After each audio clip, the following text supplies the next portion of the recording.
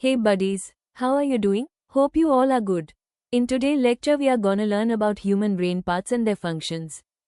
Have you ever wondered how one part of your brain controls your thoughts, memory, movement, and even vision?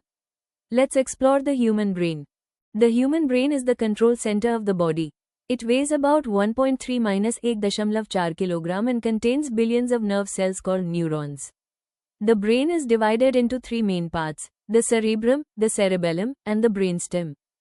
The cerebrum is the largest part of the brain, making up about 85% of its total weight. It controls thinking, memory, intelligence, emotions, speech, learning, and voluntary movements. The cerebrum has four lobes. Frontal lobe, which usually performs the functions such as thinking, planning, decision-making, personality, speech, and voluntary movement. The second one is parietal lobe, whose functions are to feel touch, pain, pressure, temperature, and body awareness. The third one is temporal lobe, which helps in hearing, memory, language understanding, and emotions.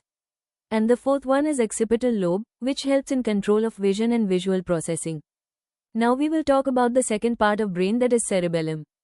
The cerebellum is located below the cerebrum at the back of the brain.